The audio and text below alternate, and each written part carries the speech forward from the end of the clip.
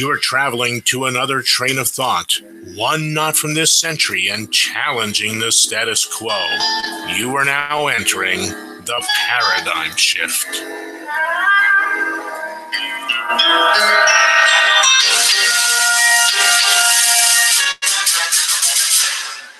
Well, good morning. This is Jeff Johnson with the Paradigm Shift.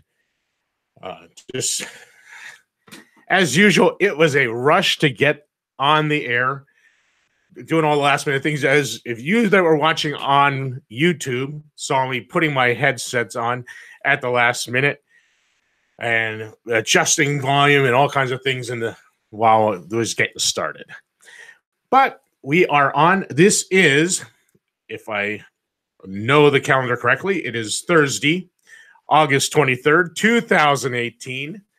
And this is the Cerberus Radio Network, defending liberty and freedom from the flames of tyranny. Well, if you haven't been listening, we have a good friend, Mark Kreslins. He's a good friend too, but that's not who we're talking about now. The Junk Bond. We have Greg Carpenter joining us and doing some Liberty Minutes. They're interspersed. As he does more of them, they'll keep popping up between shows and all over the place. I can't remember where they're being aired at this point, but if you listen, they'll pop up. And like I said, he's going to be doing a number more. And actually, Suzanne, and if Mark would like to, and we're all going to do Liberty Minutes, and they're just going to be a short, 5 to 15 minute little piece on different things dealing with liberty.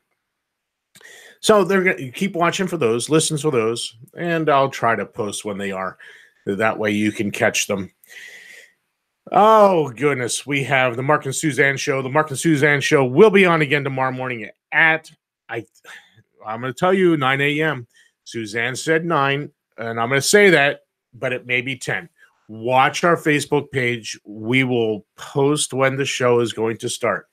It may be a 2-hour one tomorrow, so that's why it may be 9 a.m. We'll see. So anyway, Mark and Suzanne will definitely be on tomorrow morning. It's just how long and what time. Watch Facebook. And let's see. Well, we have the Wasatch Report with Suzanne. We have Brushfires of Freedom with Sean Hoffine. Go to Radio Co. and listen. There's something on 24 hours a day. And a lot of you are. Thank you. Thank you very much, all you that are going to Radio Co. and listening. You just are, we're just in awe of the numbers that are actually starting to hit Radio Co. It's very, it's very clear. It's a little bit easier than watching on YouTube because obviously I have a face for radio. So, you can watch on YouTube. We appreciate it. We crossed, at least in my opinion, a milestone. This will be 201, maybe 202 episodes now, because I think maybe yesterday morning's was 201. We have over 200 episodes on YouTube. So subscribe to our channel and start watching them. Listening to them, because a lot of them, there's no video. This one here happens to be, but you don't have to watch. You can put it on in the background and listen. So subscribe to our YouTube channel. Follow us on SoundCloud. There's about 100 on there now. We haven't gotten all of the old shows on there yet, but we're working at it. Follow us on SoundCloud. There's really good quality, clear recordings on there, and they're very good. And you can download them for free and share them with your family and friends. All right.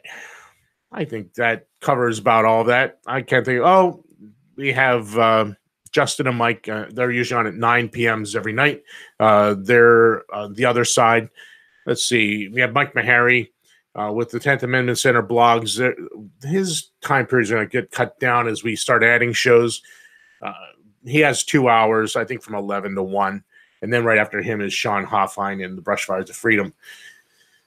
And with Brushfires of Freedom, because that's not an hour show, right after that is Shift Gold Friday Gold Wrap Up. And again, that's Mike Meharry, but that's with Peter Schiff. That covers it. there's always something on Radio Co, and there's always, well, if you consider this good radio, then this is good radio too. There's something good on there all the time. So what have we been talking about? Let's see, where's my pile of prep here? Here it is. I'm going to start off with this. We have been lately, I've been really kind of hammering on Patrick Henry, and who doesn't love some good old Patrick Henry? But today I'm going to do something a little different. I'm going to take a break from reading the ratification debates from Virginia and Patrick Henry's speeches, which were, he had long speeches, and there were many of them. And all of them had a common theme, that the Constitution was going to be a disaster. And again, I say this all the time. Does history prove the Federalists or the Anti-Federalists correct? So today we're going to look at a different Anti-Federalist. And this is Cato Letter V. Now, it's unsure who, there's really no record of who wrote Cato V. It's believed to have been Governor George Clinton of New York. Just as we were reading Brutus, and it's pretty well, it's attributed to Robert Yates.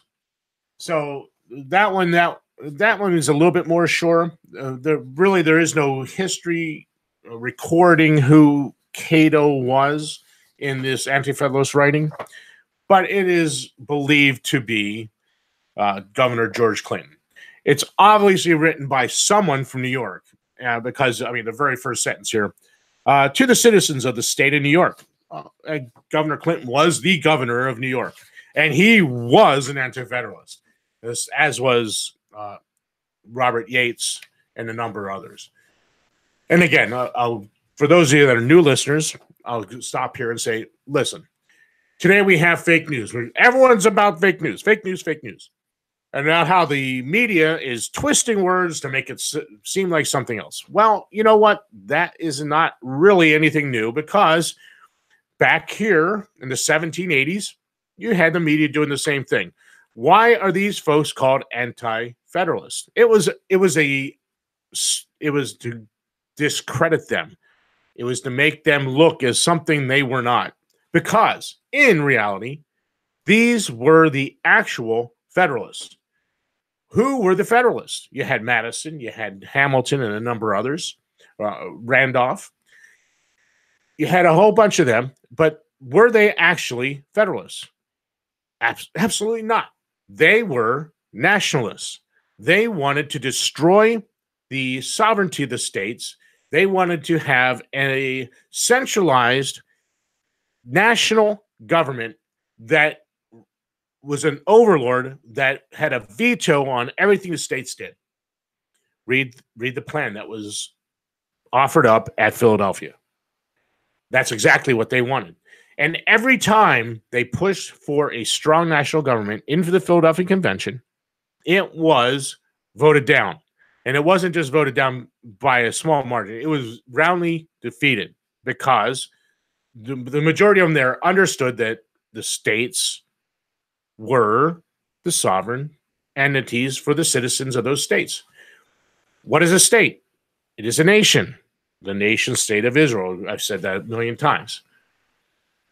But today, we look at them as mere corporate bodies of the whole.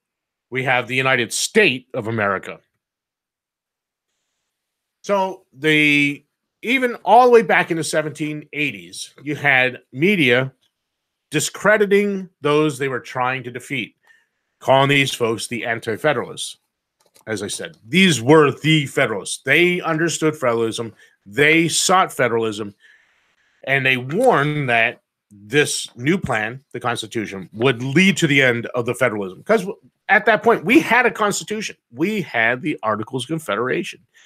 And the centralized, the government, the general government, let's use the term that they would use back in that day, the general government was weak. It did not have the power to tax. It did not have the power to do all these things to usurp the power of the states, it was a federal government. The states handled everything, and a few things would go to the federal government to take care of. But when we got the new and vaunted Constitution, this holy writ from God, as a lot of Christians out there view it, as inspired of God, as being the word of God. After we got that, what happened to federalism? It died. It died nearly immediately. And I'm gonna get into this someday. We're going to talk about the Whiskey Rebellion. Not a few years after its ratification, we had George Washington unconstitutionally sending federal troops in to quell a group of people protesting whiskey taxes in Pennsylvania. Unconstitutionally. Yes, it lasted all of maybe 7 years before they were already ignoring it. And that's exactly what the Anti-Federalists are warning. All right, so let's go to Cato Letter V. That's enough of the background on it.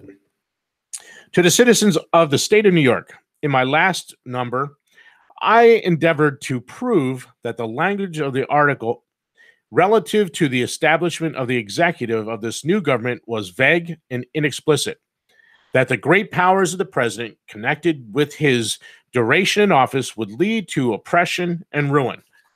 Let's just stop there. Do we have oppression and ruin today? I'll leave you to answer that question. You know my answer to that. I mean, you can't. Come on. You can't be an honest person and say that we are not living under oppression and tyranny. We certainly aren't living under freedom. As I was saying in one of the posts, read the 10 planks, the 10 pillars, depending on where you look at it, of communism. We have instituted, to one extent or another, some little less than others, all 10 planks or pillars of communism. We live under a Marxist regime. Do not delude yourself. Read the 10 pillars or planks, and you will see that we have instituted them. We are it is a communist government. So what are you conserving? What are you conservatives out there conserving? Your brand of communism.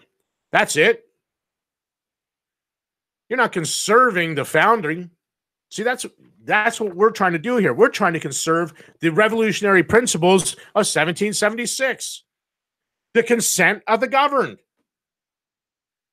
Who's in charge here? The oligarchs in the Supreme Court? The tyrant in the Oval Office? The 545 little princes and princesses in the Congress, in the legislative branch? Or is it the people, the consent of the governed? That's what we're trying to conserve. I know a lot of people will get all upset that I have denigrated the holy writ of the Constitution.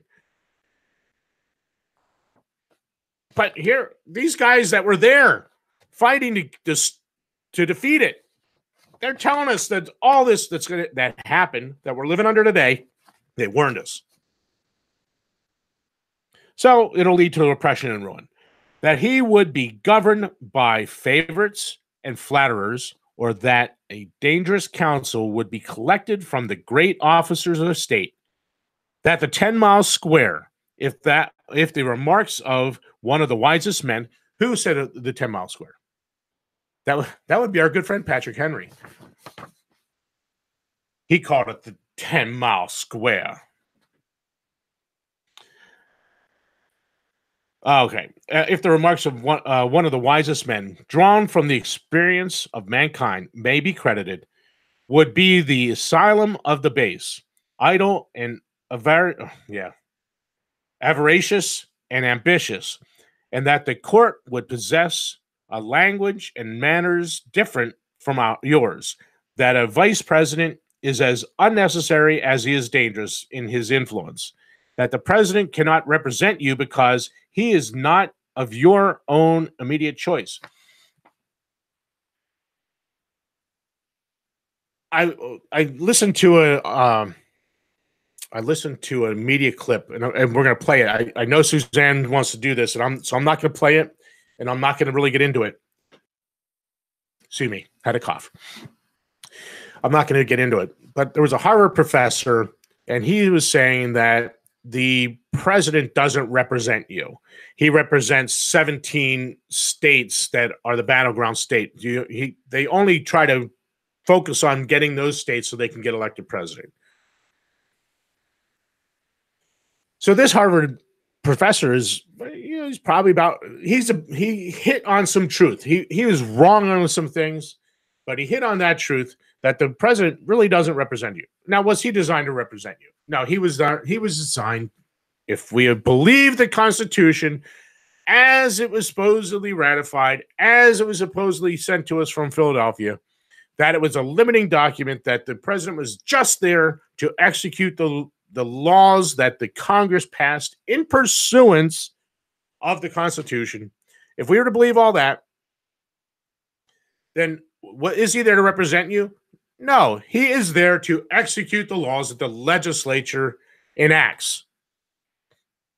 He's not there to be Big Daddy in Washington that can get you stuff you want. Get you your Obama phone. Get you Obama money. Get you Trump care, because I talked about that the other day. Someone was posting that Trump did away with Obamacare. Now we have Trump care. Oh, well, gee, that's wonderful. So we traded one unconstitutional Obamacare for an unconstitutional Trump care. Woohoo! Let's all celebrate. They were dancing in the streets in that post because, oh, Trump's doing it. He's saving us. He's saving us with his own damn tyranny. And that's, oh, sorry, knocking things off. Getting all worked up here, folks. So, we're cheering the tyranny of one president, one elected monarch, over the tyranny of another elected monarch. Let's see. That the president cannot represent you because he is not of your own immediate choice. That if you adopt this government, you will incline to an arbitrary and odious aristocracy or monarchy that the president possessed of the power given him by this frame of government differs, but very immaterially from the establishment of monarchy in Great Britain. And I warn you to beware of the fallacious resemblance that it held out to you by the advocates of this new system between it and your own state governments. So he's warning about what this new thing's going to do to the state government, your state governments. And he was correct. As you can tell, the writing then was a lot more intelligent, and it's a little bit more difficult for me to read. Obviously, I can barely read the English of that period, but we're going to muddle through it, and hopefully it'll help us to understand where we are today. And here I cannot help remarking that inexplicableness seems to pervade this whole political fabric. Certainly in political compacts, which Mr. Koch calls the mother and nurse of repose and quietness, the one of which induced men to engage in political society has ever been held by a wise and free people as essential to their security, as on the one hand it fixes barriers which the ambitious and tyrannical disposed magistrate dare not overleap, and on the other becomes the wall of safety to the community. Otherwise, stipulations between the governors and governed are nugatory, and you might as well deposit the important powers of legislation and execution in one or a few and permit them to govern according to their disposition and will. But the world is too full of examples which prove that to live by one man's will became the cause of all man's misery. When we look at this government, are we living by one man's will? Or, well, maybe not one man's. We got 535 plus 1 plus 9. So what we got? We're at 10 and 535. We're at 545. We live at the will of 545 people. And if in actuality, the 9 overrule the other 546. They can decide, well, I don't like that. They didn't. Nope, we're not going to allow them to do that. Well, let's see. We're going to allow you to murder babies. We're going to create a right to murder out of thin air. We're going to create the right for men to go into women's bathroom with your wives and daughters out of thin air. We're going to create whatever. You insert it, because that's what they're doing. We're going to create a made-up power that we are going to incorporate the Bill of Rights to the states. You know, that was created by the courts. That's not in the 14th Amendment. It is something they extrapolated, that they created, that they did contortions, and voila, poof, there is power. Now the federal government has the power to veto everything the states do. So California passes a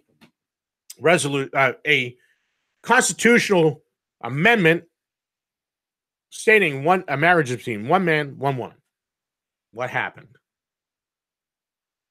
The 9 cartoonists, the winner of that one book, the 9 cartoonists in black robes, the politically connected lawyers in black dresses, as my president calls them,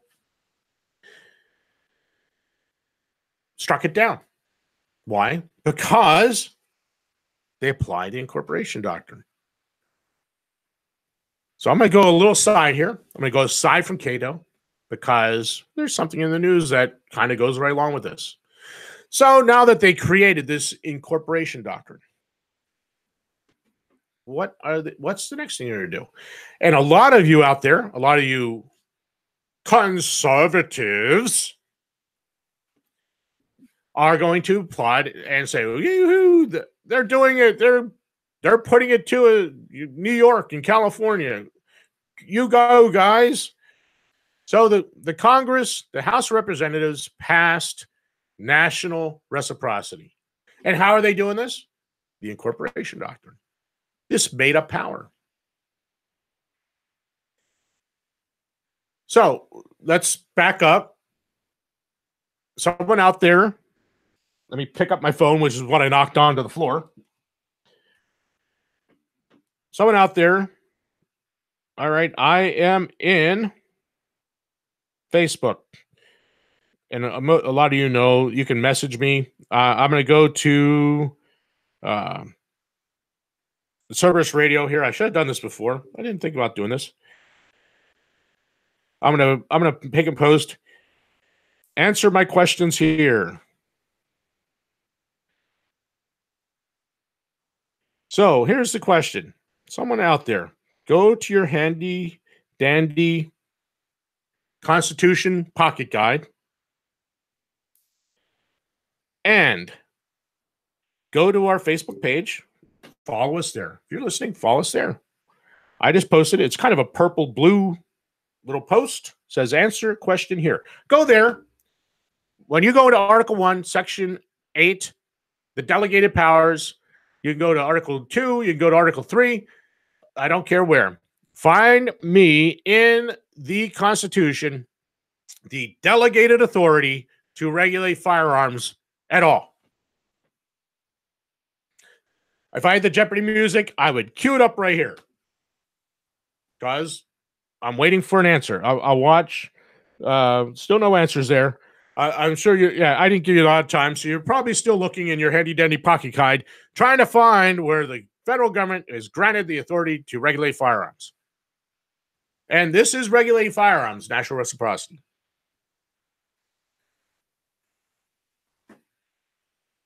Still no answer. Okay, I got to go with the show. I can't wait for the answer. That's not coming.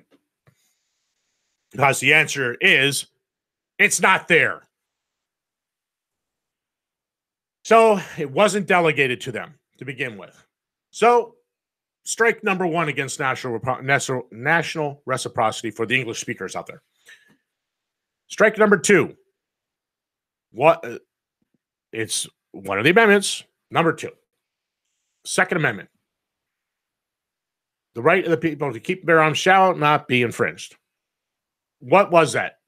Was that the federal government saying, we're giving you this right and no one can take it away because we're giving it to you?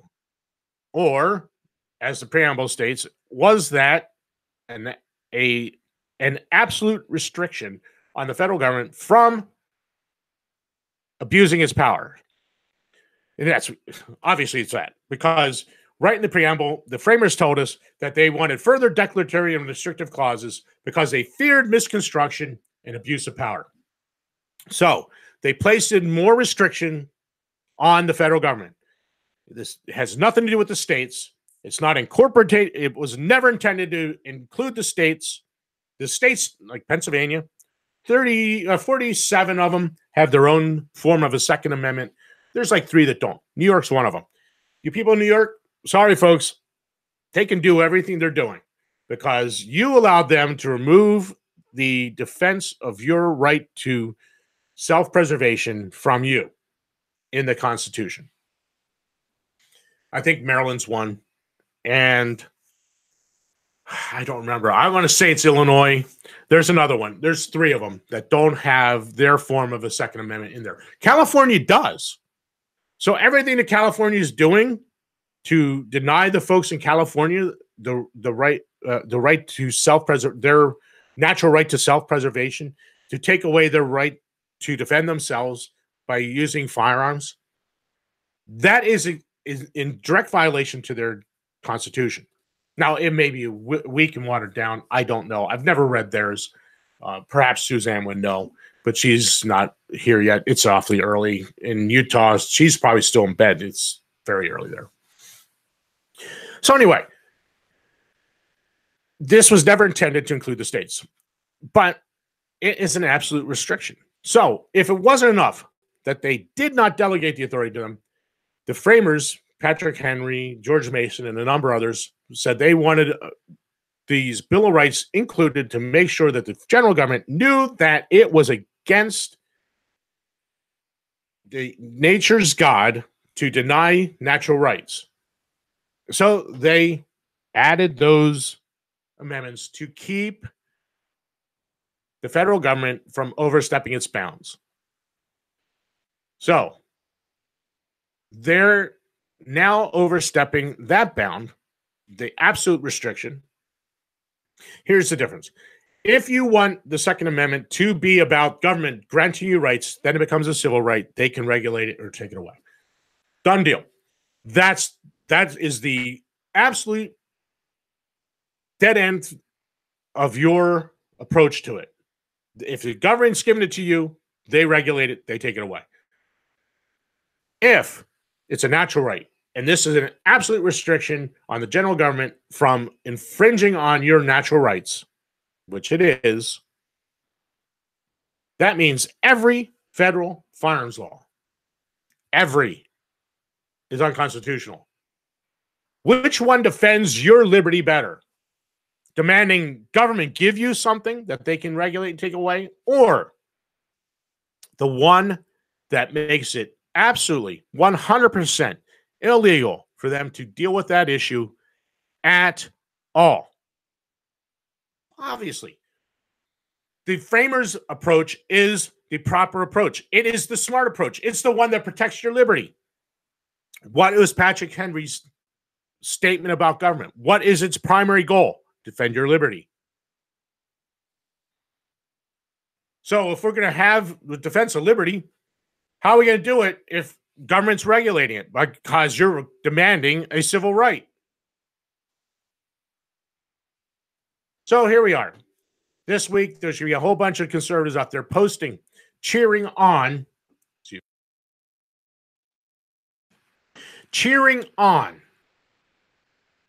federal tyranny. Beyond the fact that it's unconstitutional for them to even be doing this because they weren't delegated the authority and the Bill of Rights absolutely forbids them from doing it. If they do it, and it stands, and it will. This is going to, here's the thing. They passed it knowing that the Senate is going to, it's going to die in the Senate. And if it gets through, it's because they have added backdoor gun control. More restrictions on you and your liberty. That's the only way it's going to get through the Senate. If it gets through the Senate, you know that it is the Trojan horse that we're saying it is. And that Suzanne wrote in that article at the 10th Amendment Center. After the show, I'll dig it up and I'll post it on our Facebook page again. This is a Trojan horse. If it goes through, which I suspect that the Senate won't do it again unless they do something to make sure it's going to destroy your liberty. It is a Trojan horse because New York, California, Illinois, are they going to accept Montana's open carry or Texas's open carry?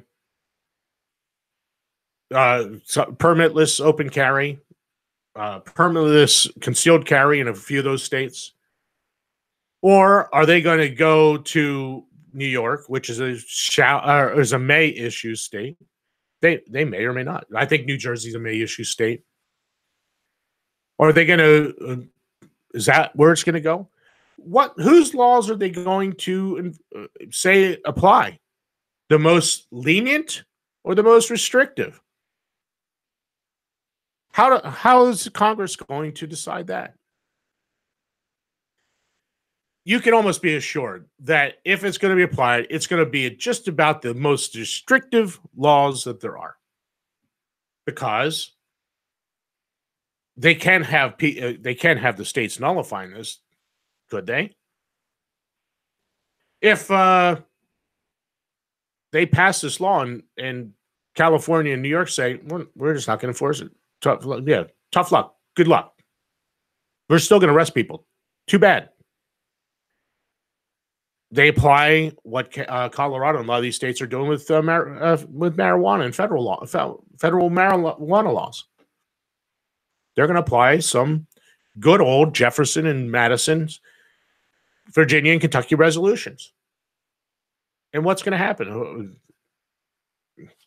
Are they going to send is Trump going to send the federal troops in there to force them to obey? Did they send the federal troops in and force Colorado to obey the marijuana laws? This is going to be backdoor gun control. And again, the final thing on this is unconstitutional. They have no authority to be doing this. It wasn't delegated to them, and the Second Amendment prohibits them. So let me take a break here. I've gone very long. I intended to take 2 breaks today. Then I got going on Cato. When we come back, we're going to change gears. We're going to talk about some other things. Let's see here. I got to find my Primal Prep. That's not my Primal Prep, is it? Nope. Okay, there it is. All right. This is the Cerberus Radio Network, the paradigm shift on the Cerberus Radio Network, defending liberty and freedom from the flames of tyranny.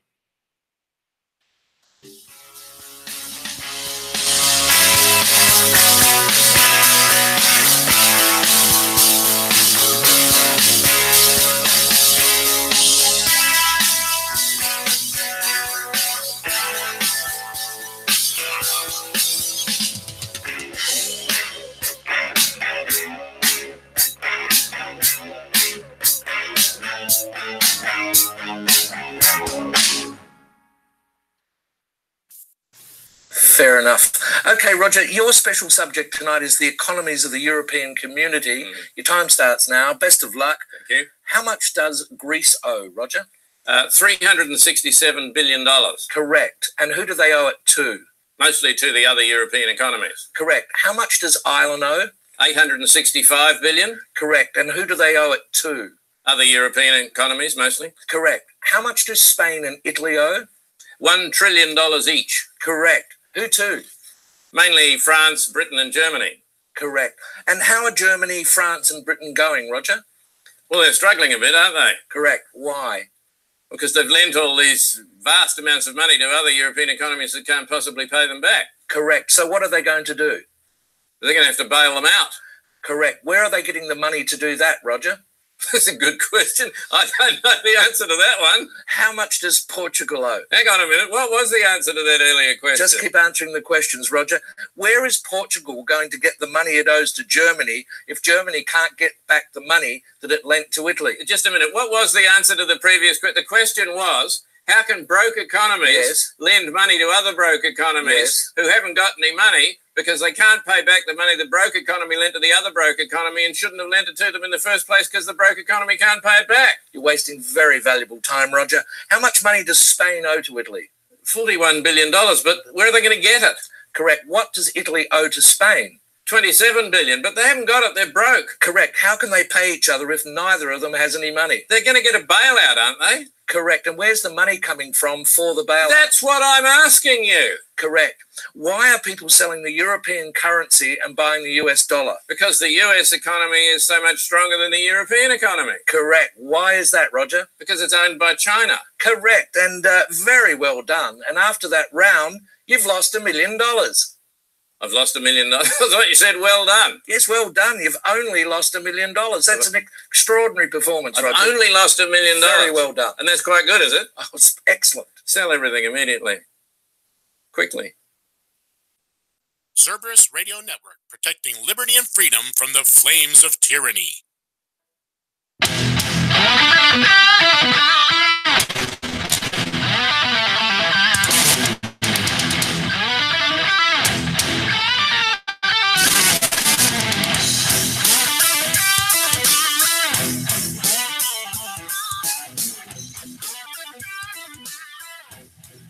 Well, welcome back to the Paradigm Shift on the Cerberus Radio Network, defending liberty and freedom from the flames of tyranny.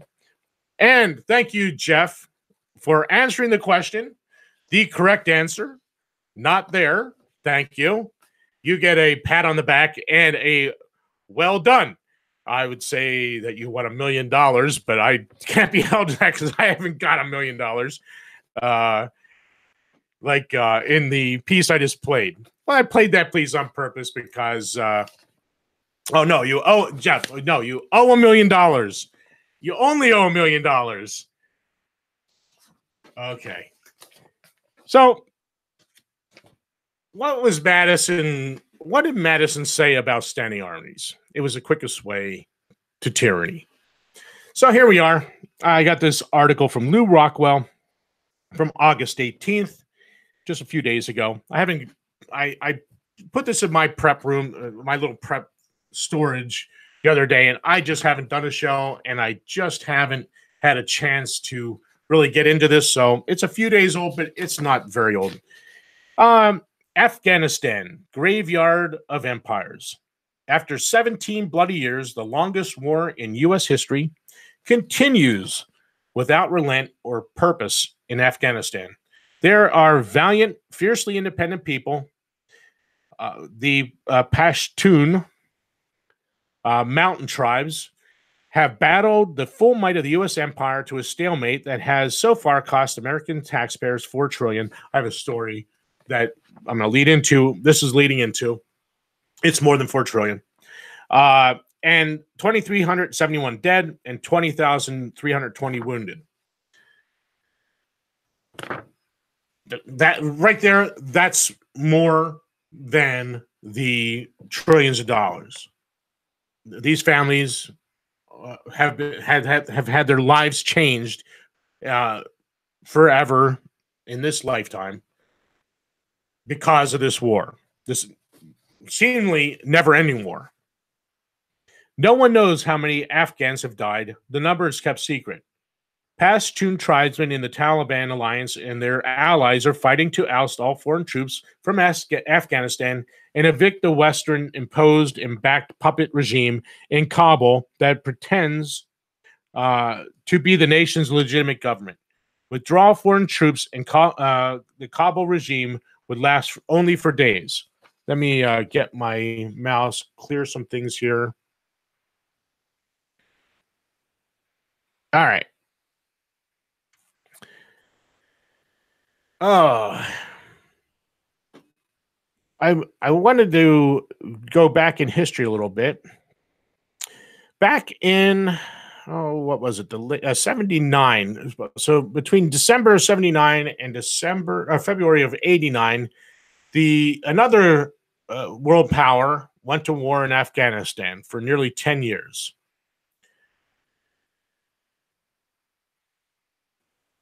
The Soviets were determined to win the Cold War, hence decided to back Babrak Karmal, who was a puppet of the USSR and leaned towards communist ideology, therefore staging a coup and overthrowing the Afghans Nur Muhammad Tariq. The Western parents couldn't just sit by and let this happen, reason being it was the Cold War, end of story. So back in the 70s and 80s, Russia went to war there, and we all know the story. What happened to Russia? What happened to their economy as that war went on? It destroyed them. So we're now 17 years into another war in Afghanistan that they, here in Lou Rockwell, it says 4 trillion. We'll read that other article in a minute. And all these lives. It costs a lot of Russian lives. And what are we there for? I mean, really, at this point, is there anyone out there that truly believes we're there to stop terrorism? I mean, let's be honest about this.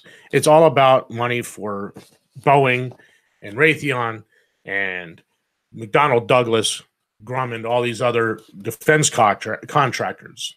There was a story not long ago. We're running out of bombs. So who has to build them? Raytheon, of course. They got to build more of them. So they're defending their profits. All right. The Kabul regime would last for only days. The whole thing smells of the Vietnam War or the Afghan War in the 70s with Russia. Lessons so painfully learned by America in that conflict have been completely forgotten and the same mistakes repeated. The lies and the happy talk from politicians, generals, and media continue apace. This week, Taliban forces occupied the important strategic city of Ghazni on the road from Peshawar to Kabul. It took 3 days and massive airstrikes by U.S. B-1 heavy bombers, Apache helicopter gunships, A-10 ground attack aircraft, and mass warplanes from U.S. bases in Afghanistan, Pakistan, Qatar, and the 5th U.S. Fleet to finally drive back the Taliban assault. Taliban also overran key military targets in Kabul and the countryside, killing hundreds of government troops in a sort of Afghan Tet offensive. Afghan regime, police, and army units put up feeble resistance or ran away. Parts of Ghazni were left in ruins. It was a huge embarrassment to the U.S. imperial generals and their Afghan satraps who had claimed the corner in Afghanistan has finally been turned. Efforts by the Trump administration to bomb Taliban into submission have clearly failed. U.S. commanders fear using American ground troops in battle lest they suffer serious casualties. Meanwhile, the U.S. is running low on bombs. Roads are now so dangerous for the occupiers that most movement must be by air. Taliban is estimated to permanently control almost 50% of Afghanistan. That number would rise to 100% were it not for the omnipresent U.S. air power. Taliban rules the night. Taliban are not and never were terrorists, as Washington war propaganda falsely claim.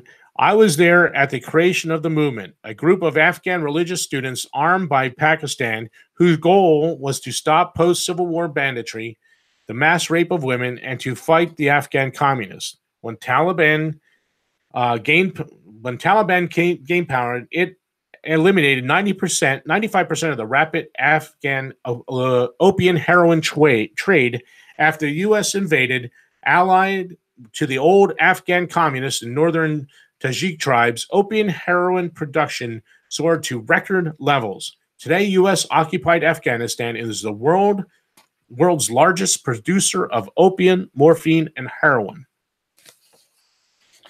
So we are in this never-ending war, just as the USSR was back in the early 80s. It bankrupted them. Let's see. The cost of war for the U.S. taxpayers since 9/11 is actually 3 times the Pentagon's estimate. This is Newsweek. Let's see who has Jack Moore is the author. The United States military has spent more than $5.6 trillion on conflicts since 2001. More than 3 times the Pentagon's actual estimates, according to a new study. The Department of Defense reported earlier this year that it had spent about $1.5 trillion on conflicts, including putting troops on the ground in Iraq, Afghanistan, air raids in Syria, and Iraq to battle the Islamic State militant group ISIS, and a drone campaign and raids against extremists in Pakistan. So we're bombing countries that we're not at war with: Pakistan, Syria. We're bombing Iraq. We're bombing Yemen, or we're giving Saudi Arabia the arms to bomb them. So we're paying for it. They're bombing them. So by proxy, we're bombing them. But the figure appears to underplay the real cost of war for American taxpayer. At least according to the Watson Institute of International Public Affairs at Brown University. It puts the total cost of $5.6 billion, trillion, it should be trillion, $5.6 trillion, or $23,000 per taxpayer. The Pentagon's initial estimate put the taxpayers' costs at $7,740 per person for the conflicts since Al Qaeda hatched 9/11 attacks in New York. That killed almost 3,000. So here we are. We're 17 years into a war. We're, at the very least, they spent $1.5 trillion. Lou Rockwell has the number 4 trillion. This other institute estimates it to be about 5.6 trillion. Trillions of dollars. We are 20 trillion in debt now. They keep spending all this money on wars. How much longer, once the dollar crashes, how much defense, actual defense, defending this continental landmass, defending these 50 independent and free and independent states, how much defense are we going to have when everything collapses? So we can pretend we're somehow defeating terrorism all over the world when we're not. We're just killing people, and corporations are getting rich while we do it. And bankrupt us, and we will have no defense. Or we can stop doing this, stop wasting money all over the world, spending trillions on these wars, and maybe have enough money left over to actually defend these 50 free and independent states. That's not going to happen as long as the megalomaniacs in Washington are in charge. I don't know where that one article went. Let's see. I have 9 minutes. I saw an article that Elizabeth Warren. Oh man, I wish I had that. Let me look on here. Maybe I left it up here. Nope, I didn't. Okay. I'll get into another day then. But we have to do something about Washington, D.C. This is getting to the point where unless the states start acting like states, start putting the federal government in its place, the states don't soon start asserting their sovereignty as independent states, we are going to be bankrupted. We are all going to be, if this all crashes down, if the dollar goes the way of Venezuela, look at Venezuela. That's where we'll be if we don't do something soon and fix this. Because they're inflating our dollar now. They're printing money to pay the bills. They have been. They spent the hidden tax of inflation is right now under the surface. I mean, we haven't gotten there yet. But one thing happens, and the whole domino effect could happen, and we could end up just like Venezuela. If we don't get a hold of this government somehow, if the states don't do it, eventually what's going to happen, this whole thing is going to collapse, and then we'll have no defense. And then who wins? It's certainly not we, the people that consent to be governed. One last thing. I want to get to this a little bit. I put this in there. So we live war. That was the description today. We have conservatives, USA, war, kill them there, man. Yeah, that's it, bomb them. Well, eventually that's going to come home to roost, and we're all going to pay the price of it. One last thing. My last description, I'm going to get to this before I run out of time. We talk a lot about the out-of-control regulation. And you know what? It's not just the federal government. A lot of the states. Here's the article. Let me see. Who's it by? This is from Reason Magazine, and this is by J.D. Tuccille. I hope I said his name right. Tuccille. Cigarette smuggling keeps Illinois residents in affordable smokes. Looking for a business opportunity that will turn a quick profit? Here's an idea. Load up a truck full of cigarettes in Missouri, drive them to neighboring Illinois, and watch the cash roll in from the Prairie State smokers happy to find a respite from the ruinous tobacco taxes.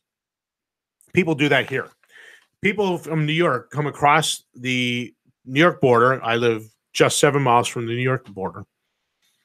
They all drive down across that line into Pennsylvania and buy their cigarettes and then drive back up to New York because packs are $3 or $4 a pack less down here because of the taxes they put on them up there. People are starting to do that there. People are starting to, they've created a black market through taxation and regulation. Today, we have people complaining about businesses going overseas. We have people that'll be complaining about this black market cigarettes. We had people back in Prohibition starting speakeasies. The black market for alcohol. Every time government gets involved in regulating our liberty, people will find a way around it. So back to the article. Well, yes, that's illegal, but that just means you and your competitors will have to be fast on your feet, and you will have competitors. This sort of opportunity is a magnet for entrepreneurs. Missouri is known as a mecca for cigarette smugglers because it has the lowest tax in the country at just 17 cents, reports KPLR in St. Louis. Every surrounding state is over $1.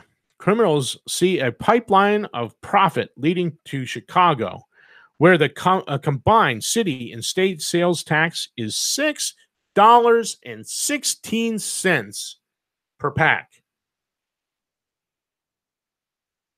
Can you even imagine the price of a pack of cigarettes in Chicago?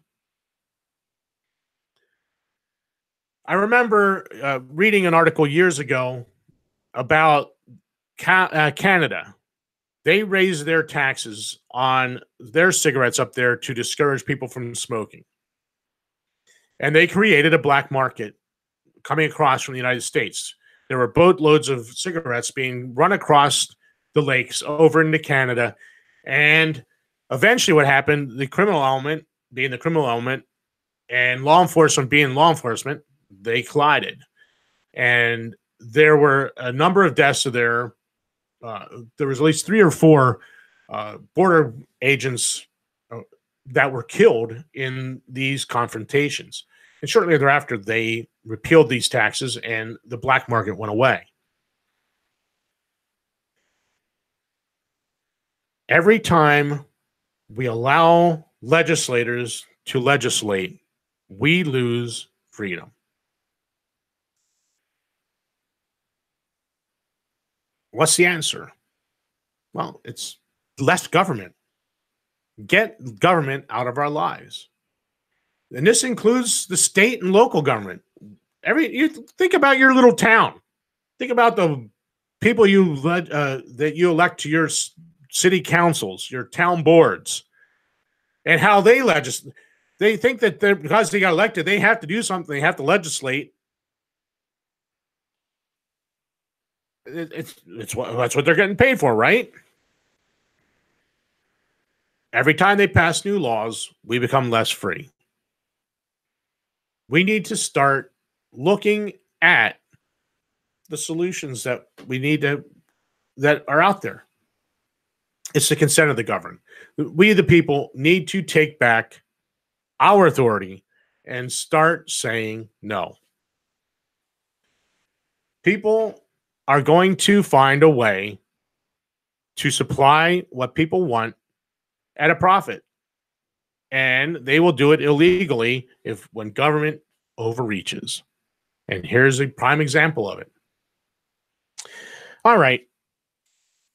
Time's running out. Got a minute and 45 seconds. The music's going to start playing here shortly. If I cue it up, that is. So I appreciate you listening today. Keep listening to Cerberus Radio Network.